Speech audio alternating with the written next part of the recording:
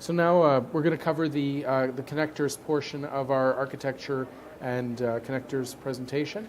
We're going to be able to demonstrate several of these connectors in action.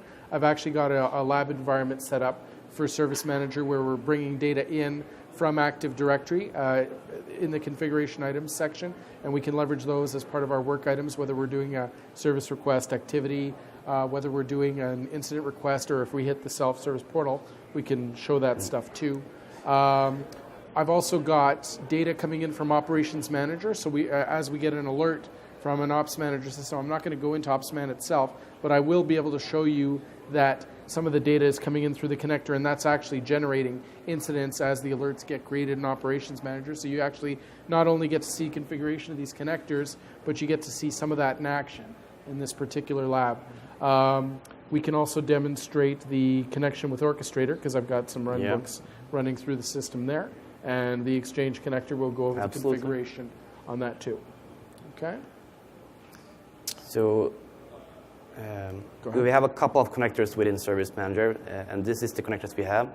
We have a connector or an integration for Active Directory to bring in CIs. We have a connector to Ops Manager to bring in alerts. We have a second connector to Ops Manager to bring in CI information. The configuration items, right? Exactly. We have a connector to Config Manager to bring in CIs from the inventory data from the clients. Yeah. And we can bring in data such as DCM, Decide Configuration Management. Using the workflows, right? Absolutely. We have an Orchestrator connector, Virtual Machine Manager connector, and we have the Exchange connector. And why is there an asterisk there? So actually, that's an interesting fact. Here at MMS that was announced yesterday, System Center post Service Pack 1 has Update Rollup 2, which has just been released. That has included with it support for the new RTM version of Exchange connector, which that's not released yet, but it will be soon, I can imagine. Yeah, suppose so. So that Exchange connector is a big topic of interest to people using Service Manager for quite a while, and it's now been released to manufacturing.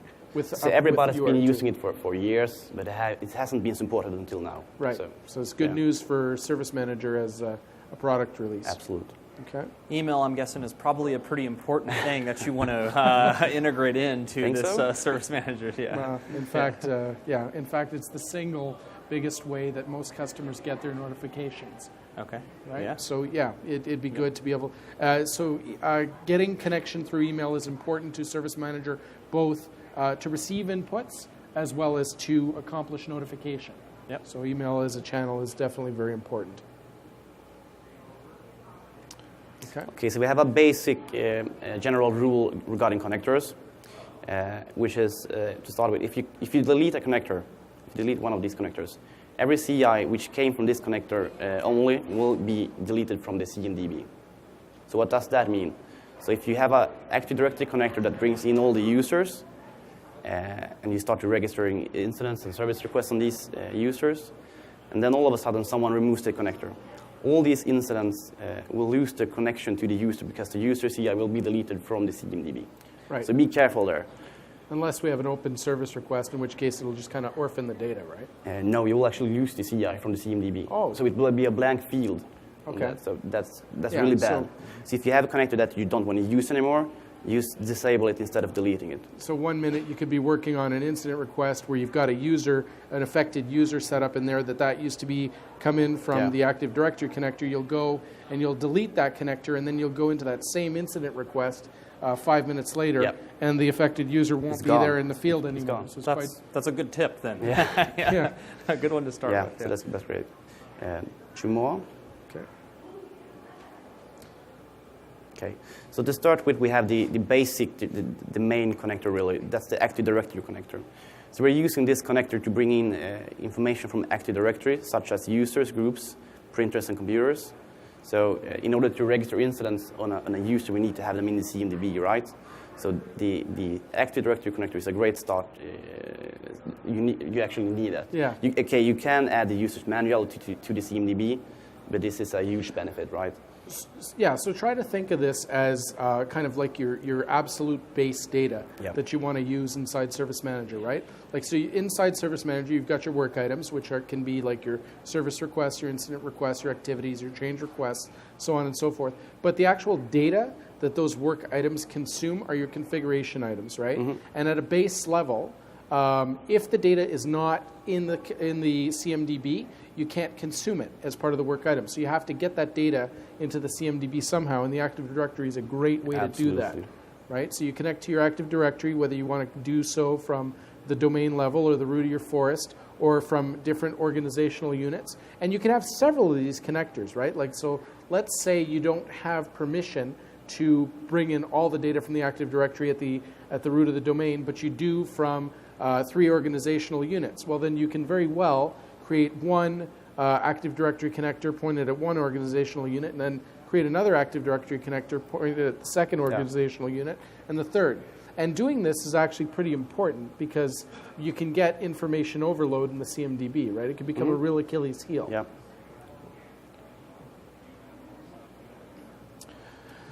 So really tuning or making those decisions as to where you're getting the information, specifically around the Active Directory connector, can be quite important. If you're not certain, you know, there's something to be said about being sure that you have enough data. So the instinct may be to go to the root of the Active Directory and to say, yeah, connect there, give me everything. Yeah, that's the first thought you will have. You just take everything. Yeah. I mean, Right. So it's too easy to do that, right? Yeah. Yeah. However, let's say in a typical enterprise organization, you're not going to have permission at the root. That's often the case, first of all. So you'll try the connector, and to begin with, it probably won't work because unless you've got the actual credentials for the service account required in the connection.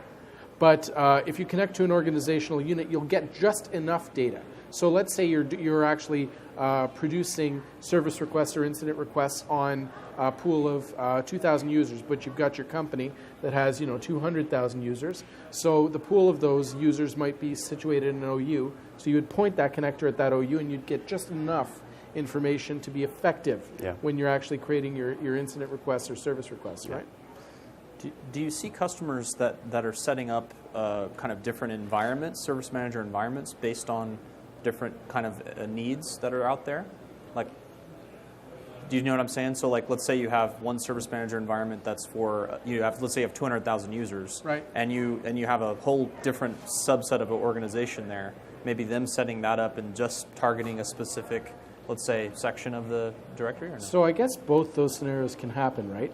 Like you can the optimal scenario there is that you've got one setup for Service Manager, because you can actually configure role-based access control, right? So you've got you configure your security groups in the application, which map to your groups in Active Directory, and that allows your different users to hit the console and only view specific information they want. Now, if you can get away with that, that's ideal, because then the initial investment that you've made to size an architect for a Service Manager product, that you get realized, but you get to reuse it in your different scenarios, right? Yeah.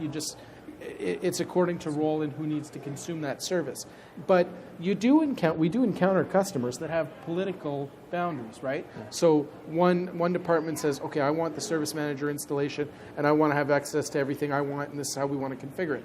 And you have another department that says, well, we don't really work with that department, so we've got a new project, let's roll out Service Manager, re-architect, and go. So technically, you could still be pulling that information from the same AD or some of those subset services, but there are needs on occasion to re-architect and just redeploy. Okay, right? All right. And then there's the fact that you can deploy several management groups, right? So you could just do, project A, here's the line, project B, or the way Service Manager can scale, now you can actually set up one management group for the Service Manager management server, and they can set up another management group, and you're still kind of hybrid, realizing that investment.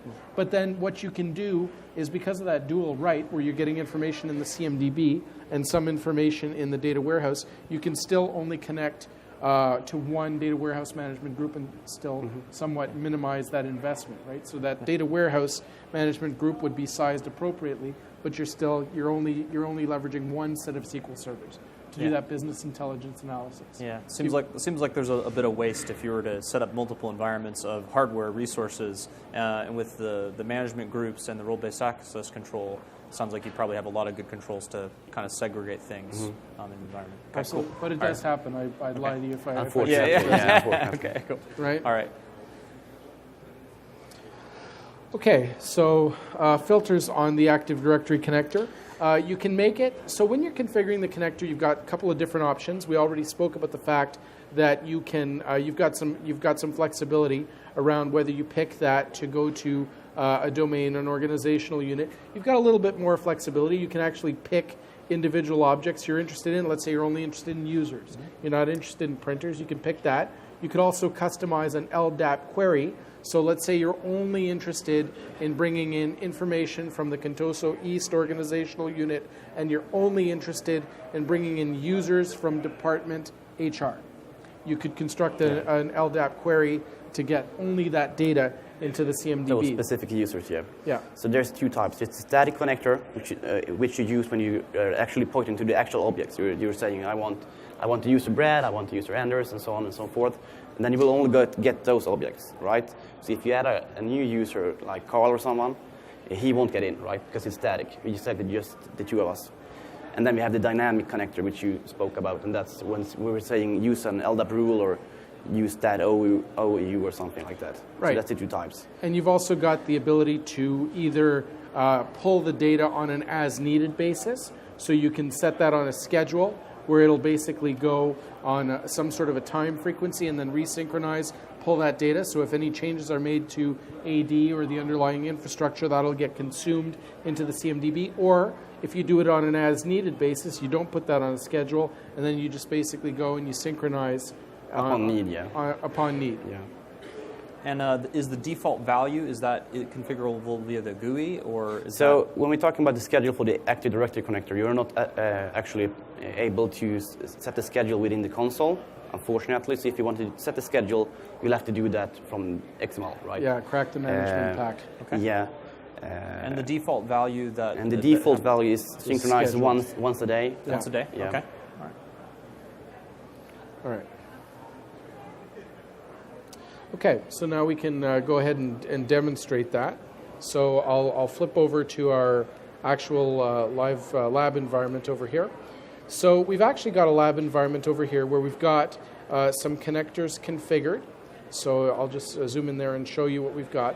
These are really the defaults, and I've only set up one of each. However, I mentioned that if you, say for example, the Active Directory, if I had chosen to connect to different organizational units, I could have selected more than one Active Directory connector. In this case, I've only got one, and it's going to be set up to the root of the Active Directory and pulling that data.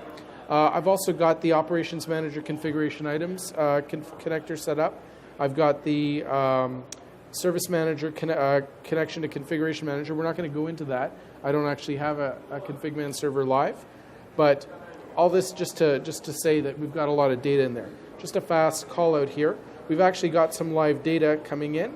So if I go into my configuration item, you can see that I've got some users and some computers in there. We'll just give that a second to load. So if you look in users, you can see that I've already got some data pulled in from Active Directory. If you go into work items and say we go into all incidents, I've actually got a number of incidents, and this stuff is being generated live.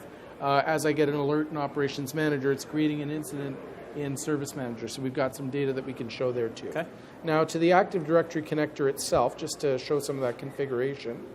Here if we actually go to the connector and we look at the properties. Here you've got you name the connector and you decide whether or not to enable it or not. Usually I actually name the connector as using the name of the domain you're connecting to or the organizational unit. Yeah. So you can tell from the view which connector you're about to edit. So that's a good tip to know about. Right. So you put it in the name of the connector, right? Right. And also remembering that all this data that you've got in Service Manager is in the CMDB, and you can pull that information out of SQL in a report or something. So having an adequately and relevant named connector could be important in a later time, right? Just catch a quick snapshot of that data and what exactly it's being used for in a bird's eye view. So notice in the this is where you configure sort of where you're pulling the information from is on this domain OU tab. You get two. You get the domain OU and you get the select objects tab. On the domain OU, I just picked that I'm actually going to go to the root of the Active Directory. So I just picked, let me choose a domain OU. I browse to the root of my systems ctr.lab domain and then pulled the information, right? I'm going to define credential security. So this is leveraging run as security, which will typically be set up as a domain service account that has rights to read information from Active Directory and then populate that same information into the CMDB and the data warehouse. And when speaking about run as accounts, best practices here is to use one account per connector. Yeah. Let's say one account for AD and one account for operations manager. And it's to minimize the security impact if someone gets access to your account, right? And to increase performance and to make it easy to troubleshoot it. Because if you get an event in the event log, you can see the source of this event and the user of it, so you can tell which user it is. So like if you use the same service account for all your connectors and you're troubleshooting auditing information, you're just going to see an access from service account. You don't really get all the data. Whereas if you see Opsman connector service account, then it's a lot faster to help you troubleshoot, right? What kind of permissions would a user need to have access to pull it in? So when speaking about the Active Directory connector, you only need read writes. Because we're only reading from the Active Directory. We're not writing anything. So that should be sufficient. You could just set up separate read accounts for different OUs that you're pulling. I mean, if you're reading from the same domain, you can use one account for that. That's okay. But if you're reading from several different domains, you would need like read OUs or domain, Yeah, and if it's a read-only access, it's not a huge security risk, right? So you're just pulling that down. Yeah. Okay. But as long as you don't use the same account for Ops Manager, Config Manager, AD, and so on. Then there's more of a problem. A little bit of a security risk. Yeah. Now, to actually configure this connector itself, from an application level, the user must be a service manager administrator, first of all, to even view anything on this administration workspace, which is where the connectors are being configured. So from an app level in Service Manager, they need to be a Service Manager administrator to be able to do this. Now, I mentioned that you can also set up, you can pick specific objects or specific classes of objects, and this is where you're able to do that. You can pick computers, printers, users, groups, you can pick different types of objects there. Hold on a minute here. You have two important checkboxes down here. Now, let's show these here.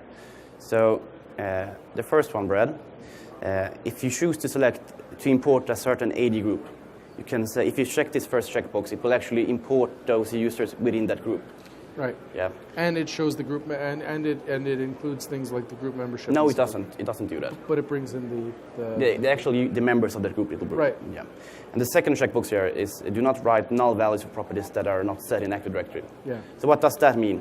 If you check that checkbox and you have let's say you haven't specified a telephone number on your user in AD, and you bring in that user, and then you enter the telephone number within the CMDB of Service Manager. If you do not check that checkbox, the connector will actually blank that field when the next sync occurs. So if you don't want it to do that, you need to check that checkbox. So it won't overwrite with null values. So that's an important checkbox. Okay? Cool.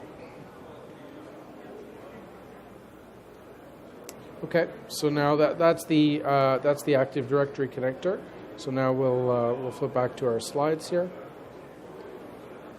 So one thing that relates while you're switching here to that you mentioned earlier is that you should test the number of CI objects you have in AD before you do something. You should count them. Count them, right. So just go and count how many objects there are in whatever that particular OU is? Okay. Right. Yeah, because that's used as an input to the sizing tool. Right. It's just a quick validation check, right? Okay.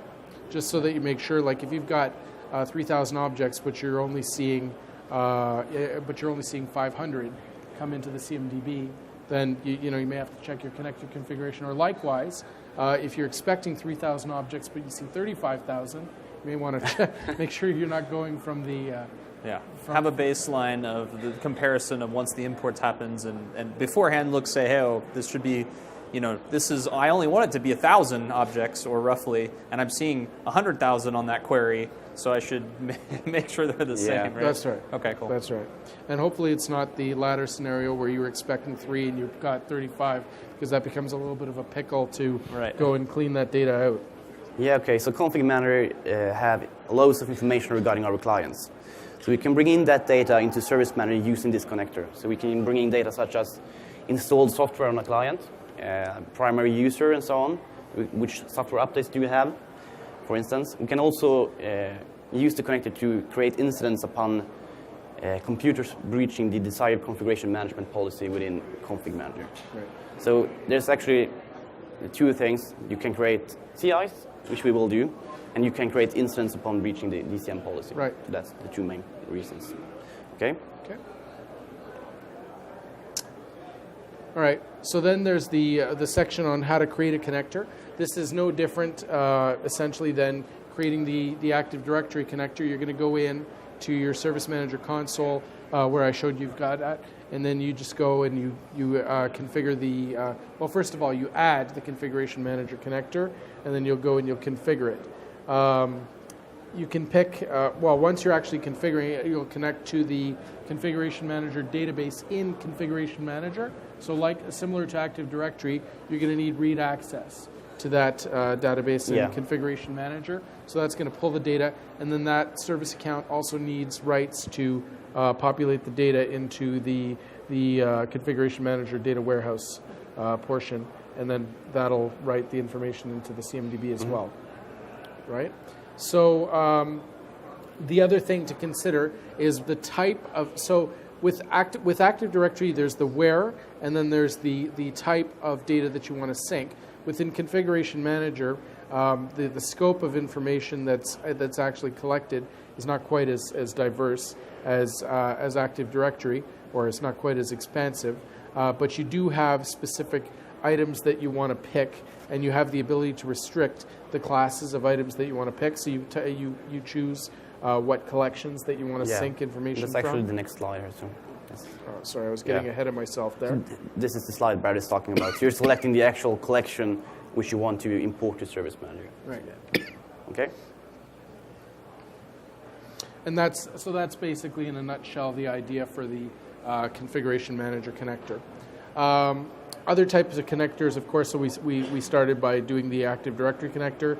We did the Configuration Manager connector. Now we're going to hit Operations Manager connector, of which there are two. Yeah. Right? So we have two separate connectors. One for bringing CIs, the configuration items, right? The inventory data from our servers, and another connector to bring in alerts from Ops Manager. Right. So that's the two parts we have. Right. So you bring it. You can essentially populate both input sections of Service Manager. You can populate configuration items by pulling the data that Operations Manager already has inventoried, things like your business services, things like your computers that you're already you've got in your Operations Manager system. You can port that in and sort of populate that information in the CMDB of Service Manager.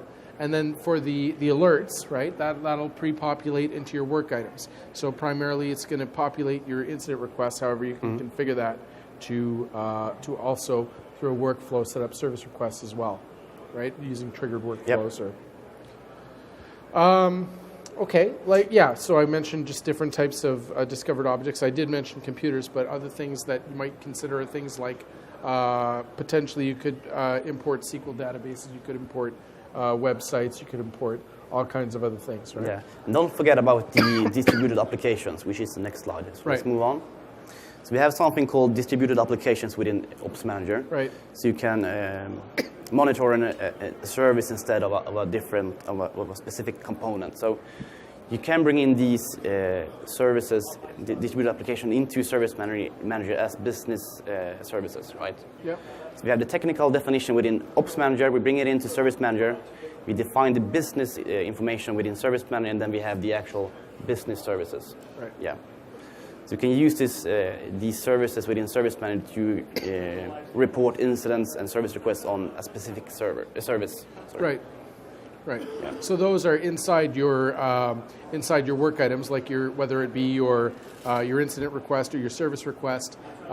Like in those forms, you can have related items or business services. You can link straight there. Yeah.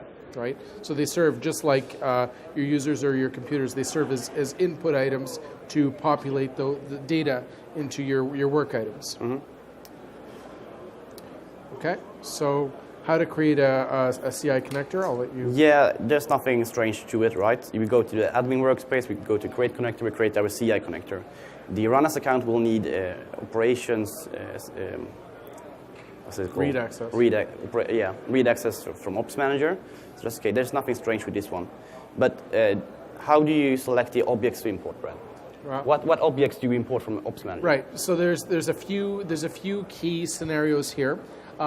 So for Operations Manager in particular, that leverages the connector framework, right? So in Operations Manager, there's a component that you have to go and configure and actually leverage a subscription where between the connectors you actually pick different items. That's true for the alert connector. Yeah, Oh. I was talking about when you're creating the actual connector to Ops Manager, you won't get any data. Yeah. Unless you import those management pack from Operations Manager, which contains the class definition for the object which the objects which you want to import to Service Manager. Right. Yeah. So you need to take those management pack from Ops Manager and import them into Service Manager. So remember, initially we had the Active Directory connector, which is capable of understanding things like your users, like your computers, like your printers, organizational units, and so on and so forth. Now, what Anders is referring to over here is in order to pick up separate objects like your SQL databases, your websites, and things like that, at the start, Service Manager doesn't know they exist, right? Doesn't even know those classes of objects exist. So in order to provide functionality and definition to those types of objects, you actually have to import the appropriate management packs that Operations Manager would be using, but provide that data into Service Manager. So you're saying, hey, you now have access to these types of objects that I can use. Please input those into the CMDB using my connector, and I can now use those objects and populate things like my service requests, incident requests. Okay. So it is possible where you could have, let's say, data that gets pulled in from Operations Manager that's not going to be able to be used until you put the management pack on Operations Manager. Yeah. So it's like maybe not intuitive at first. You'd be like, why am I installing this management pack on Operations Manager when I'm not necessarily using it?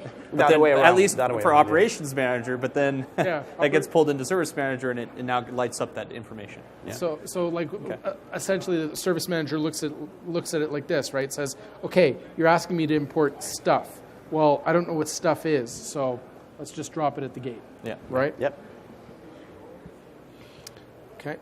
So then you've got the alert connector, yeah. Right. So when using the alert connector, your service accounts needs admin rights within Operations Manager, right? Right. And you should be a bit careful when using this connector, because if you create the connector and you select to import everything, you will get a loads of incidents within your Service Manager installation if you haven't done your job in Operations Manager. Right, a little bit like what I'm doing in the lab. You get like a ton of incidents. Like for example, in our lab we have a switch port that flaps. So every time you get a switch flap, you get an alert, and that'll create a corresponding new incident request. Right. So let's say that thing flaps 20 times a minute. Then I'm going to get 20 incidents generated in Operations, 20 alerts generated in Operations Manager, and using the subscription data, that's just going to get flooded across the wire and create 20 incidents. So you have to tune your subscription data from Ops Manager to Service Manager to kind of delimit that. Say, hey, if there's X number in so many seconds, just deliver me one message, not 15 or 20 or whatever, right? Or not take into consideration that data at all until proper tuning's been done on the Ops Manager side to actually control those alerts. So this is a selective connector. You can select just import these kinds of alerts, right? So you can so if you have fine-tuned the AD management pack within SCOM, you can take just that portion and import those alerts into Service Manager. Okay. All right, so we've got a demo of the Ops Manager connectors over here. I'll let you show that. I'll just flip into my environment for you. So we've got the configuration item connector here, and we have the alert connector. So I'll give you that. So there's nothing strange to it, really. Oh, here we go. So we'll look at the CI connector first. I don't know if I click there. Yeah, there we go. Yeah. You're just pointing it to the actual server. And here we should be using a separate account for the connector, right? Right. Then you're selecting which management pack do you want to import. So you import those management pack from SCOM Operations Manager into Service Manager. Then you have to go into this box over here and select these. So if you add a management pack for SQL databases, you have to select that database, that management pack over here, right? Yeah. Or virtual machines Yeah, or whatever, exactly. And here's a portion where you can specify when you want to sync this connector. Right? So you can specify this schedule from the wizard within Service Manager. Yeah. Okay. When looking at the alert connector, which is over here,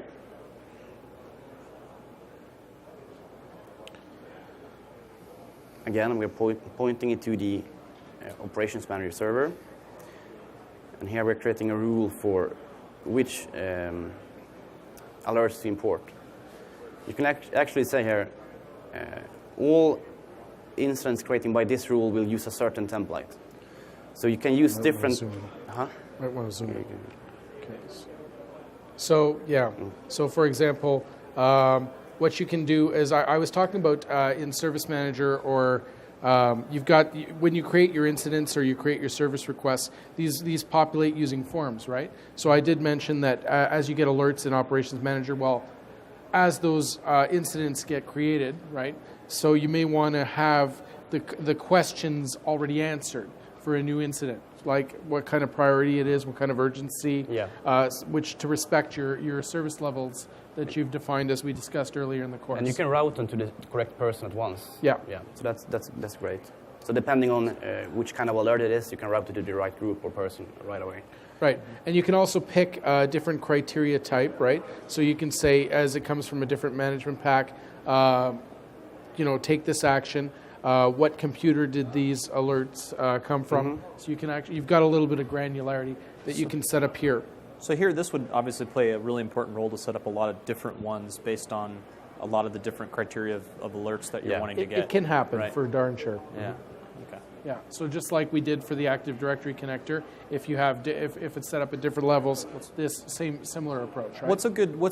Is there a good general principle as far as how to kind of separate that out? Because obviously there's customization within after the data is already there versus what it's pulling in. Yeah. Is it kind of a... You're going to have a base template to use for all alerts. Yeah. And you're going to use that if you don't have a certain rule for that management pack or rule. So you have one base rule and then you've specified on the fly. But as far as strategy for different types of connectors to do, you could use a similar approach than you might use with an Operations Manager that you would take with notifications. So you might take all critical type alerts will get pulled in, and then you'd use a configuration connector for that. All warning type alerts might not get synced, and so or all critical alerts, but that come from SQL. Might so you could taking out one portion at a time. Correct. Yeah. Correct. So you would use similar approach, I guess, to how you would define your notification subscriptions in Operations Manager, because that is how that data gets pulled across through the connector. Makes sense. So similar strategies. So let's take a look at one work item created from the connector. Okay, sure. So if we go to close that down. let's get that out of your way. So if we go to work items, and then we go to all incidents. That'll just take a sec to load up. Okay, here you go. Yeah. So here we have quite a lot of incidents, and if you take one of these, this one should be an incident created from the actual Ops Manager connector, right? So you can see all the details from the alert within SCOM. You can see it right here. We actually have more data over at the extension tab. So you can see more data on these kinds of alerts within Service Manager. Right. So you don't have to use both the Operations Manager console and Service Manager unless you're going really deep on the alerts. So you have plenty of information right over here in the console for Service Manager. Right. So for as Anders was saying about the data that gets populated into the CMDB, this data wouldn't be possible to get all of this information if the management packs weren't important, right? Mm-hmm. Yeah. So it also, you bring up a good point though, is that Operations Manager in and of itself can fire off some actions as well, right? So, I mean, when is there good scenarios to pull it into Service Manager versus just using the kind of the built-in functionality that Operations Manager provides? Well, I mean, people are actually working on these alerts. They're actually spending time to resolve these. Yeah. Then you should have a ticket within Service Manager to report that, to get your statistics to do reporting on, right? Yeah, because Operations Manager is just going to maybe send you alerts, fire you some emails, but if you want a ticketing management system, or you want to fire off a series of maybe complex actions based upon an alert, then that's where Service Manager comes in. Yeah. As for our Operations Manager products or projects, that's long been a request, right, of customers, is to integrate with an existing ticketing system. In this case, this just happens to be Microsoft's implementation of a ticketing system. Right. So you're actually just getting that that flow of data and that continuity and that same messaging information and that knowledge richness being pulled in from what was present in the alert is just showing up in an incident. And it could be different people acting on this stuff too, right? Like you could have sysadmins who are controlling the Operations Manager management group, whereas now using the incident request, you might have help desk staff that are looking at that, who aren't necessarily seeing the alerts coming in through Operations Manager, but they are getting them reflected as incident requests, and they take different actions based on your defined business processes. Yep, makes sense. Okay. All right. Cool. There's obviously a lot of connectors here, and there's no way we have time. We only have like a few minutes left here to cover them all. But it seems like it's pretty simple to kind of go through and just add the connector. It's some of the little tips and tricks that you guys are giving here to get things going. So just something fast to cover. We'll blow by the orchestrator connector. The Exchange connector. What's interesting there is that in the Exchange connector, you hook up to an Exchange system, but in that particular connector, it actually shows you the format with which you can bring information in. So let's say, for example, I get a notification in my inbox that says, okay, this is coming from service request 22335111, right? I spout out a number. And it says, okay, you've got to create this. You've got to perform this activity, enable the user in Active Directory. That's fine.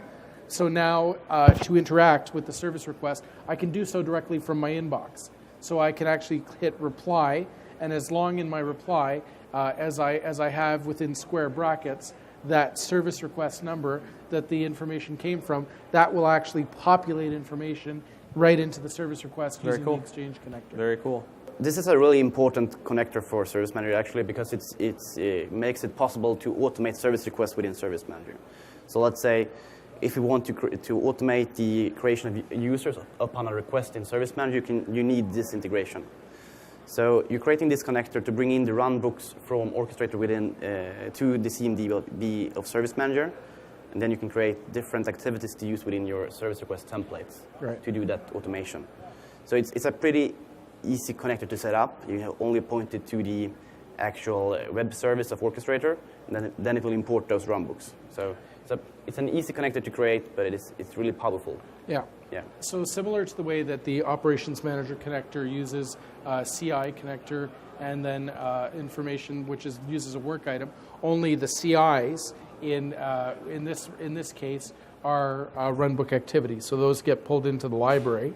But you can also have messaging passed back and forth. So as inputs, you can actually perform actions using the Service Manager connector within Service Manager. So you could say create a service request, create an incident request using a runbook, and then you can actually leverage those details and have them defined as configuration items, so to speak, and have them pulled into your service requests or your incident requests as related items themselves. Yeah.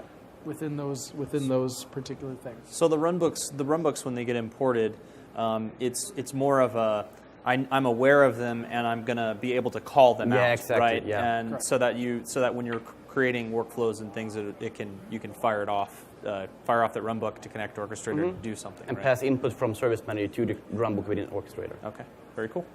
Okay. So what else would you recommend? I mean, I know we can't cover them all, but is there some other resources or places you might point people to if they want to know more about connectors and how to do things with connectors? Yeah, I mean, we have the TechNet library. We have all the documentation for Service Manager, and you have loads of blogs out there. The official Service Manager blog is really good. The engineering blog, right? Yeah, that's really good. There's also System Center Central, which is a good source of information on the community. There's a lot of information. Well, I don't know if it's information per se, but you can get a lot of resources available on Codeplex, which is Microsoft's sort of open source initiative there. And in fact, I used some in the presentation yesterday. Okay. All right. There's a few community resources there too. Great. All right. Thank you guys so much for your time helping out. Thanks. All right. Thanks, David.